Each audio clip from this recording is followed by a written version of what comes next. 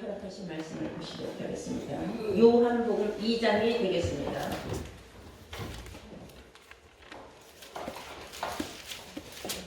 요한복음 2장 1절부터 11절까지 제가 봉독을 하겠습니다.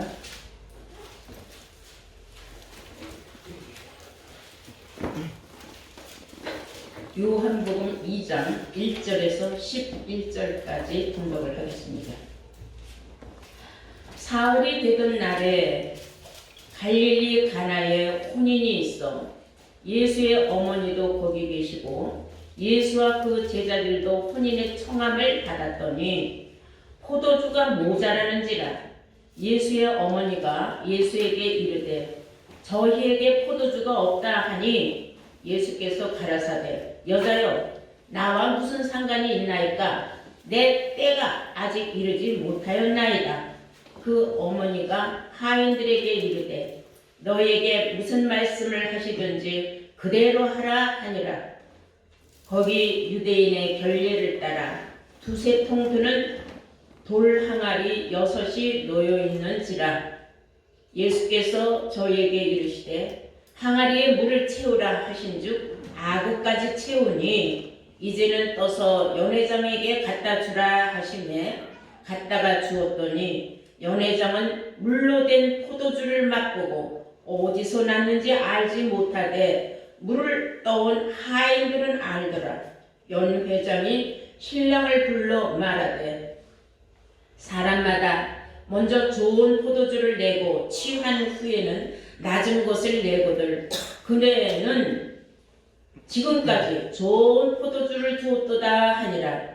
예수께서 이 처음 표적을 갈릴리 가나에서 행하여 그 영광을 나타내심에 제자들이 그를 믿으니라. 아멘. 네, 허락하신 말씀은 요한복음 2장 1절에서 11절의 말씀으로 제목은 포도주와 예수의 때, 포도주와 예수의 때라는 제목으로 말씀을 증거하도록 하겠습니다. 오늘 이 말씀은 예수님께서 혼인잔치 하는 집에 초대를 받아 가셨어요. 근데 아마 친인척인가 봐요. 어머니는 먼저 가셔서 그 잔치집에 일을 돌보고 계셨던 중에 잔치가 한참 익어갈 무렵에 이제 손님들은 먹자 마시자 취하자 했는데 포도주가 떨어졌다. 그 큰일 났거든요. 잔치집에서는 포도주가 떨어졌으면 잔치판이 깨지는 거 아닙니까? 그리고 손님들은 술 내오라고 난리들이고 그러니까 예수님의 어머니가 예수님한테 찾아가서 물어봤어요. 아들아 지금 이 잔치집에 지금 술이 떨어졌다. 저 포도주가 떨어졌으니 어떻게 하면 좋겠느냐. 그러면 예수님께서 그 대화가 이상해요. 술 떨어진 걸 왜 날 보고 얘기를 해요. 잔치집 주인이 알아서 내오겠죠. 그 모든 잔치집은 주인이 다 준비를 하고 또 모자라면 더 갖다 내놓고 그래야 되는 게 원칙 아닙니까? 그런데 왜 그 어머니는 예수님한테 포도주가 떨어졌다고 왜 안타까워서 사정을 했을까? 거기에 또 예수님은 또 이상한 말을 해요. 여자요, 그게 나하고 무슨 상관입니까? 하면서 아직 내 때가 이르지 아니하였나이다 그랬어요. 이건 또 무슨 말이냐 이거죠. 그래서 오늘 이 본문 말씀 속에는 우리가 알지 못하는 세상이 알지 못하는 깊고 오묘한 신비한 말씀이 숨어있다 이렇게 아시고 사람들이 생각하는 대로 그냥 예수님이 잔치집에서 이렇게 기적과 표적과 이적을 행했다 이런 것만 생각해서는 안 된대요. 우리 포도주 때는 그런 기적을 행했다는 사실만 가지고 말씀을 증거하고 전한다면 아무 의미가 없는 겁니다. 오늘 말씀 속에 숨겨져 있는 아주 깊고 놀라운 말씀, 포도주와 예수의 때 어떠한 관계가 있는가 우리가 오늘 말씀을 짚어보면서 한번 알아보도록 하겠습니다. 우리가 잘 아는 바 때라는 말이 많아요. 사람이 너무 힘들고 어려울 때 도대체 나는 언제 어느 때에 가서 좀 형편이 필고 하고 자기에게 때가 오지 않았으면 안타까워해요. 여기서 어떤 사람이 살려면 아주 물 만난 고기같이 물 만난 물고기같이 제 때를 만났구나 하고 그 때라는 말을 많이 써요. 때라는 것은 시기라는 말입니다. 시기를 때라고 해요. 여러분 잘 알다시피 에레미야 8장 7절에 보시면 이런 말씀이 있죠. 공중의 학은 시기를 알고 그랬어요. 방구와 제비와 두루미는 제 올 때를 알건만은 여호와의 백성은 내 백성은 그 말이에요. 내 백성은 여호와의 규례를 알지 못하는도다 그랬어요. 하나님의 백성들은 때라는 걸 모른다는 거예요. 막연하게 예수만 믿으면 천국 간다고 정말 한심한 소리만 외쳐대고 있다 그 말이죠. 공중에 날아다니는 학도 지가 올 때 갈 때를 알고 제비와 방구와 제비 두루미는 뭘 말하는가 철새 아닙니까? 자기가 살 곳을 위하여 찾아갈 줄을 아는데 이 하나님의 백성들은 참 한심하다 그 말이에요. 진리가 없는 곳에서도 그냥 거기만 우렵하고 다닌다 그런 뜻이에요. 쉽게 얘기하면은 진리를 찾아다닐 줄 모른다 그런 의미가 숨겨져 있습니다. 그리고 전도서 9장 12절에 보면은 대저 사람은 자기의 때를 알지 못한다 그랬어요. 그래요. 우리가 살면서 우리 때를 어떻게 알겠습니까? 그건 육신적인 말이죠. 내 때를 알면 뭐 누구나 다 성공하겠죠.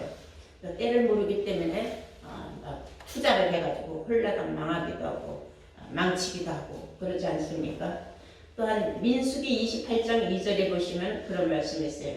하나님 앞에 내가 이 제물을 드릴 때도 있다 그랬어요. 그러니까 그 때를 놓쳐서 뒤늦게 뒷북치듯이 갖다 바치는 건 의미가 없다 그 말이에요. 그러니까 하나님이 원하시고 바라시는 때에 귀한 때에 갖다 드리는 것이 원칙이다 그 말이에요. 그 정한 시기에 삼가 나에게 드려라 모든 제물을 그리고 화목제 무슨 그러니까 지금으로 말하면 뭐 감사헌금, 11조 헌금 무슨 헌금이든지 다 제때가 있다는 거예요. 그래서 내가 다달이 하나님 앞에 드려야 할 때 그때 드리는 것이 지혜로운 자다 그 말이에요. 그리고 우리 잘 아는 바와 같이 로마서 13장 11장 로마서 13장 11절에서 14절까지 말씀 보시면 너희가 이 시기를 알라 그랬어요. 너희가 이 시기를 때를 알아라 그 말이에요. 자다가 깰 때가 되었도다. 신앙이 어느 때까지 잠을 잘 거냐? 자다가 깰 때가 되었도다. 그리고 하는 말이 이제는 그리스도로 옷 입고 뭐로 옷 입고? 그리스도로 옷 입고 정욕을 위하여서 육신의 일을 도모하지 말라 그랬어요. 때라는 것을 알았다면 지금은 진리의 성령의 때예요. 그러면 진리의 성령을 받아야지. 진리의 성령을 받을 때에 제때에 진리의 성령을 받지 못하고 육신의 일만 도모하는 사람들은 그리스도로 옷 입지 않은 사람이다 그랬어요. 그리스도로 옷 입지 않았다는 것은 벌거벗은 자들이에요. 계시록 16장 15절에도 내가 도적같이 오리니 벌거벗은 수치를 나에게 보이지 말아라 그랬어요. 나에게 벌거벗은 수치를 보이지 않는 자가 복이 있다 그랬어요. 그리스도로 옷 입는 자가 복이 있다.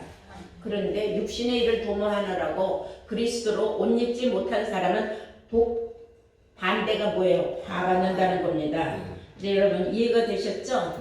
오늘 말씀 우리가 자세히 짚어보면은 요한복음 2장 1절에 사흘 되던 날에 갈릴리 가나에 혼인이 있어 예수의 어머니도 거기 계셨고 예수와 그 제자들도 혼인의 청함을 받았더라.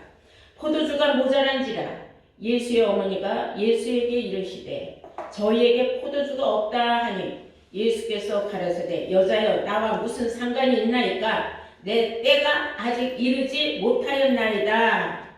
그 어머니가 하인들에게 이르되 너희에게 무슨 말씀을 하시든지 그대로 하라 하니라. 예수의 어머니도 선견지명이 있었어요. 내 아들이 지금 지 때가 아니라고 하지만은 뭔가 이 잔치집에 유익을 줄 수 있는 일을 만들 것이다. 그래서 아들의 능력을 믿었던 것 같아요. 5절에 보니까 그 어머니가 하인들에게 이르되 너희에게 무슨 말씀을 하시든 그러니까 예수께서 무슨 말씀을 하시든 너희들은 그대로 하라 하니까 마침 거기에 유대인의 결례를 따라서 두세 통 드는 돌 항아리가 6개가 놓였는지라 그랬어요. 마침 그 집에 돌 항아리가 6개가 있었다 그랬어요. 큰 두세 통이 되는 큰 항아리가 있었다. 그래서 이 항아리라는 것은 무엇인가를 담아두는 게 항아리죠. 그래서 이 그릇은 우리라고 하지 않았습니까? 네. 이것은 사람을 물을 담아줄 수 있는 그런 사람. 그런데 뭐라고 말을 하냐면 그 항아리가 마침 비어 있었는가 봐요. 저기다가 물을 아구까지 채우라 그랬어요. 물을 아구까지 채웠는데 물이 포도주로 변한 사건이 일어난 겁니다. 그리고 이제 7절에 보니까 예수께서 저에게 이르시되 항아리에 물을 채우라 하신 즉 아구까지 채우니 이제는 떠서 연회장에 갖다 주라 하심에 갖다 주었더니 연회장은 물로 된 포도주를 맛보고 어디서 났는지 알지 못하되 물도온 하인들은 알더라. 연회장이 신랑을 불러 말하되 사람마다 먼저 좋은 포도주를 내고 취한 후에는 낮은 것을 내거늘 그대는 지금까지 좋은 포도주를 두었도다 하니라. 예수께서 이 처음 표적을 갈릴리 가나에서 행하니 그 영광을 나타내심에 제자들이 그를 믿으니라. 물이 포도주로 변한 것을 보고 제자들이 그때서야 아 예수가 하나님의 아들이 분명하구나 하고 믿었다. 성경은 말하고 있어요. 그런데 그 예수님께서 뭐라고 말씀하셨는지 아십니까? 이제 나는 나무에서 딴 포도로 만든 그 포도주는 이제 내 아버지 나라에서 다시 마실 때까지는 절대로 나는 두 번 다시 안 마시겠다 이런 말씀을 했어요. 그럼 이 포도주에 도대체 무슨 의미가 있다는 말인가? 그러니까 마태복음 26장을 보시겠어요. 마태복음 26장 26절부터 보시겠어요.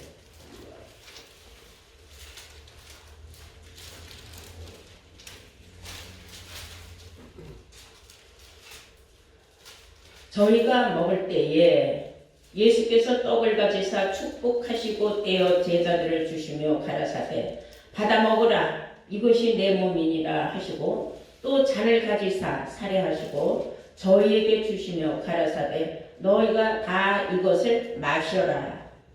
이것은 죄사함을 얻게 하려고 많은 사람을 위하여 흘리는 바 나의 피 곧 언약의 피니라. 그러나 너희에게 이르노니 내가 포도나무에서 난 것을 이제부터 내 아버지의 나라에서 새 것으로 너희와 함께 마시는 날까지 마시지 아니하리니 더 이상은 마시지 않겠다 그 말이에요. 마시지 아니하리라 하시니 자 포도나무에서 난 포도주 더 이상 마실 필요가 없다 그 말이에요. 새 포도주가 있다는 얘기를 하셨어요. 여기서 언급하시길 새 포도주. 자 우리는 여기에서 새 포도주에 관한 말씀은 어떤 것이 새 포도주냐. 예를 들어서 뭐 육신적으로 포도나무에서 딴 포도를 만들어서 그 포도주를 만들어요. 공장에서. 그러면 금방 만든 거는 뭐 1년산, 오래된 거는 뭐 몇백 년 산 거래요. 그리고 오래 묵은 것일수록 비싸요. 그리고 금방 만든 건 싸요. 포도주가. 그래서 몇 년 산 포도주, 몇 년 산 포도주 하지 않습니까? 근데 예수님은 지금 뭐라고 말씀하시느냐면 내가 새 포도주를 마실 때까지는 다시는 내가 포도주를 안 마신다 그 말을 했어요. 하시면서 오면 말씀하셔요. 많은 사람을 위하여서 흘리는 바 나의 피, 곧 언약의 피라 이 포도주를 비유를 하시는 거예요. 예수님의 피를 언약의 피라고 했어요. 포도주를 비유하여서. 그런데 이제 새 포도주를 내가 만들겠다.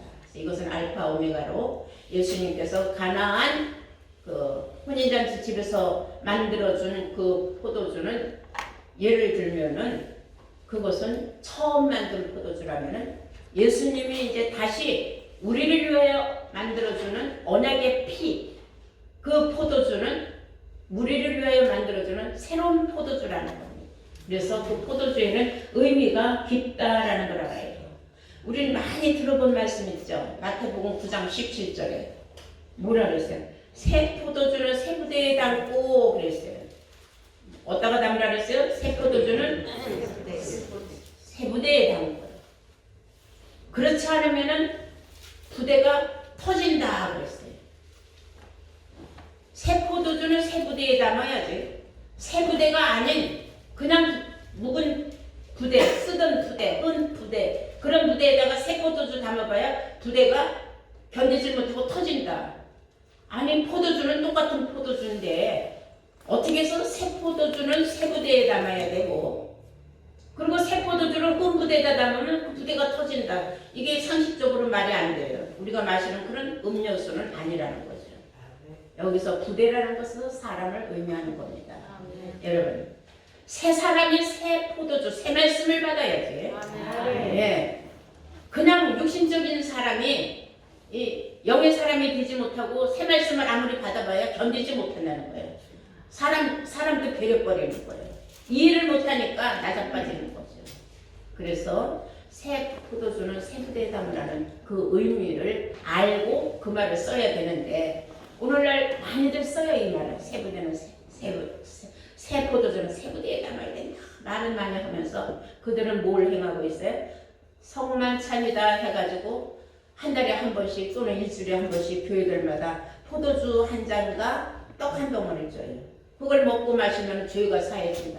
어떻게 죄가 사해집니까? 그럼 포도주 공장에 가서 막 말째로 마시면 뭐 앞으로 지을 모든 죄도 다 사해지나? 그런 말이 아니에요.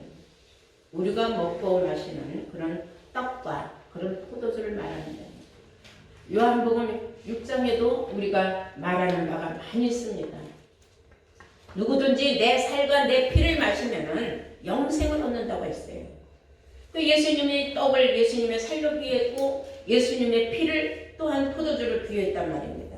그런데 많은 사람들은 그 말의 뜻을 몰라요. 그냥 예수님이 말씀하시면 내 살과 내 피를 먹는 자는 영생을 얻는다. 사람이 뭐 드라큘라냐 어떻게 피를 빨아먹고 식인종이야 어떻게 예수님 살을 뜯어먹어요. 그게 아니에요.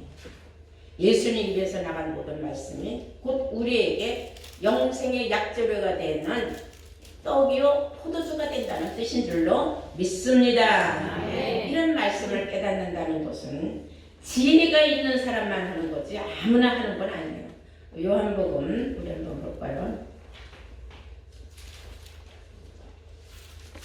요한복음 6장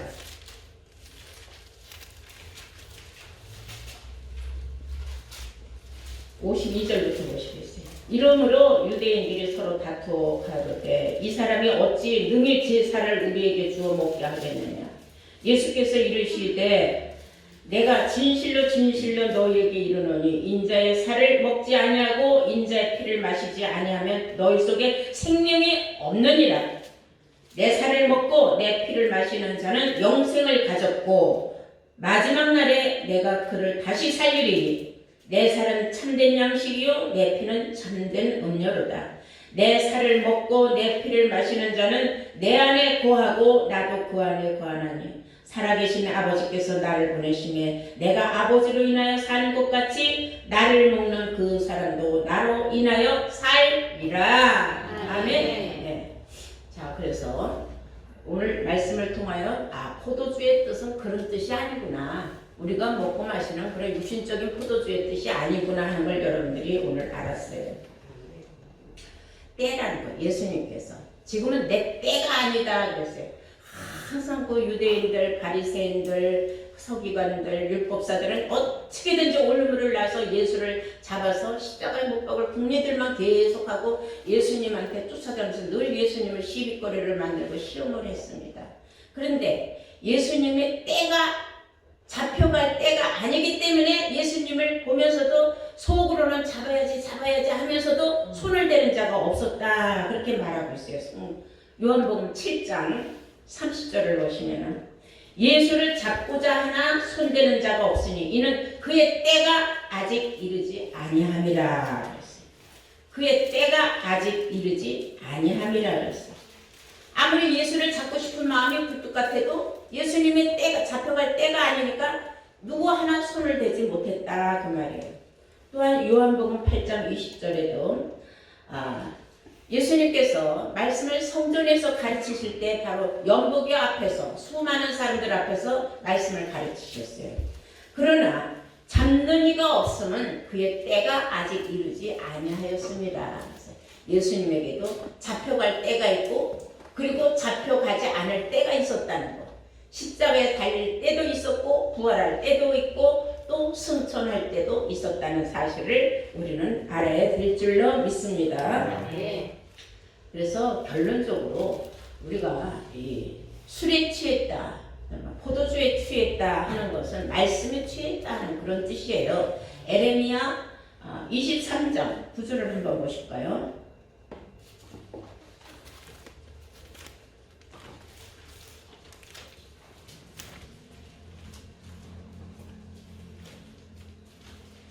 에레미야 23장 9절 보시면 선지자들에 대한 말씀이라.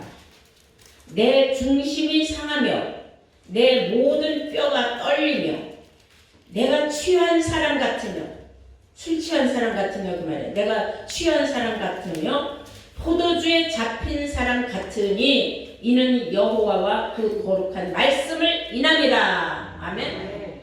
포도주에 취한 것 같이 내가 취한 것은 바로 여호와의 말씀에 취했을 때다. 여러분들도 다 경험한 바예요. 처음에 여러분들이 이 말씀을 받았을 적에 술 취한 사람 같았어요. 삥 돌고 얻어맞은 것 같고 비틀비틀하고 도대체 이런 말씀이 있었나? 왜 나는 이런 말씀 어디 가서 못 들어봤을까? 못 들어볼 수밖에. 어디서나 이런 말씀이 나오는 게 아닙니다. 이 새포도주 만드는 공장이 따로 있기 때문에 아무 데서나 나오는 게 아니에요. 그러니까 성경은 뭐라 그랬어요? 포도주에 취했고 포도주에 잡힌 것 같았는데 이게 뭔가 했더니 바로 이게 여호와의 거룩한 말씀이었다. 그것을 선지자들이 알았다는 겁니다. 놀라운 말씀 아닙니까? 그런데 오늘날 육신적으로 육신의 일을 도모하는 자들을 보면은 거의 다 명예의 술에 취한 자 또는 출세의 술에 취한 자, 돈술에 취한 자, 도박술에 취한 자, 참 패가 망신할 사람들이 엄청 많습니다. 신앙도 마찬가지입니다. 아무것도 알지 못하고 시기와 때를 모르고 무대뽕하고 하나님 주여 주여만 찾는 사람들은 주님께서 나는 네가 누구인지 도무지 모르겠노라 한 그 말씀을 이해를 못하는 사람, 그런 말씀이 있다는 것조차도 모르는 사람, 그런 사람들은 취한 사람이에요. 오순절날 다락방에서 기도를 할 때에 그 사람들이 다 술에 취한 것 같다고 그랬어요. 나와서 막 비틀비틀하면서 각자가 막 방언으로 말하고 하는 거고 너무나 수많은 사람들이 놀랬다고 사도행전 2장 1절에 기록하고 있습니다. 술 취한 자 같았다. 술에 취한 자 같았다. 그리고 계시록 14장 9절을 보면은 종말에는 어떤 일이 있을 것이냐. 하나님의 진노의 포도주를 마실 자들은, 진노의 또 포도주가 있어요. 하나님의 진노의 포도주 마실 자들은 불과 유황과 고난을 받는다 그랬어요. 그러니까 알지 못하고 아무 술이나 취해서는 안 되는 거예요. 새 포도주 술에 취하면 그 새 포도주는 거룩한 여호와의 말씀인데 아무 데나 가서 주는 대로 이 술 저 술 막 받아 먹으니까는 섞어서 마셨으니까 그 사람들에게는 하나님께서 뭐라고 그랬어요? 그 사람들은 고난의 포도주, 유황의 포도주, 불의 포도주, 결국은 다 진노의 포도주에 취할 자들이 앞으로 나올 것을 성경은 말하고 있습니다. 계시록 14장 19절에도 보시면 천사가 낫을 휘둘러서 땅에 거두매 하나님이 진노의 포도주 틀에 던짐에 피가 말굴레같이 어마어마하게 많아지게 흘러간다 그랬어요. 여기서 포도주를 만들어주는 그 포도는 그냥 우리가 생각하는 이스라엘의 수많은 그 포도 열매는 그거는 이스라엘 족속을 의미한다 그랬잖아요. 여러분 그 수많은 그 포도 알맹이들은 아무짝에도 못 쓰는 거예요. 그냥 마지막 때 포도주 틀에다가 그냥 막 낫자루를 막 휘둘러서 다 떨어진 것 갖다 주워다가 갖다 포도주 틀에다 다 갖다 집어넣으니까 거기서 피가 막 나오는 거예요. 아니 포도주가 어떻게 피가 됩니까? 포도알이 포도주가 나와야죠. 짰으면. 그래서 사람을 의미하는 거예요.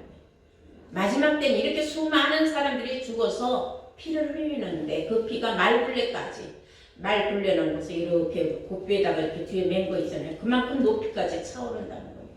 세상 끝날에는 어마어마한 많은 사람이 진노의 포도주를 마시고 죽을 것을 성경은 이렇게 예언으로 기록하고 있다는 걸 알아야 됩니다. 왜 그러느냐? 계시록 17장 1절부터 보시면 많은 물 위에 앉아있는 음녀가 있는데 그 음녀와 더불어서 음행한 자들, 다 땅에 거하는 자들이라 했어요. 그 그 땅에 거하는 자들은 음행의 포도주에 다 취했다 그랬어요. 그러므로 그들은 다 진노의 포도주의 대상자들이 된다는 것을 알아야 될 줄로 믿습니다. 자, 우리 마지막으로 한번 다 함께 찾아볼 말씀 있어요. 이사야서 25장 보시겠어요? 이사야서 25장 6절부터 보시면은 만군의 여호와께서 이 산에서 만민을 위하여 기름진 것과 오래 저장하였던 포도주로 연회를 베푸시리니 곧 골수가 가득한 기름진 것과 오래 저장하였던 맑은 포도주로 하실 것이며 또 이 산에서 모든 민족의 그 가리워진 면박과 열방의 그 덮인 휘장을 제하시며 사망을 영원히 멸하실 것이다. 주 여호와께서 모든 얼굴에서 눈물을 씻기시며 그 백성의 수치를 온 천하에서 제하시리라. 여호와께서 이같이 말씀하셨느니라. 아멘. 네, 만군의 여호와께서 이 산에서 만민을 위하여서 이 산이 있단 말입니다. 산은 교회를 상징하고 있죠. 산에서 만민을 위하여 기름진 것과 오래 저장하였던 포도주. 오래 저장하였던 포도주는 오래 묵은 포도주예요. 그럼 우리는 새 포도주를 먹으라고 했는데 또 오래 또 저장된 포도주를 먹나? 그건 아니에요. 오래 저장된 건 창세 때부터 감춰졌던 모든 말씀들이 다 새롭게 솟아나오는 거예요. 이제 하나님은 알파 오메가이기 때문에 처음에 하신 일을 마지막에 하시는 거니까. 그걸 보니까 그 오랫동안 저장하였던 포도주인데 연회를 베푸시리니 우리 모두에게 베풀어 주실 것인데 곧 골수가 가득한 기름진 것과 오래 저장하였던 맑은 포도주, 흠과 정과 티가 없는 맑고 아주 성결한 말씀, 이런 말씀으로 하실 것이며 그 말이에요. 이 말씀을 받으면 그 말이죠. 또 이 산에서 모든 민족의 그 가려졌던 면박과 열방의 모든 덮인 휘장을 제하시며 사망을 영원히 멸하실 것입니다. 이 오래 저장했던 맑고 순수하고 흠과 정과 티가 없는 하나님의 거룩한 말씀만이 우리의 모든 면박을 걷어주시고 이 수건을 걷어준다는 건 면박이라는 거죠. 그리스도 안에 들어가야 면박은 벗어진다 했어요. 수건은 벗어진다 했어요. 휘장을 제해버린다. 휘장이 앞에 가렸으니 앞에 뭐가 있는지 보이니까 안 보이지. 이것은 이렇게 귀한 새 포도주, 오래 저장했던 그 놀라운 하나님의 섭리의 말씀을 듣지 않고는 깨달을 수가 없고 깨닫지 못하니까 수건은 점점 두껍게 쓰고 쓸 수밖에 없는 거예요. 앞이 안 보이는 거죠.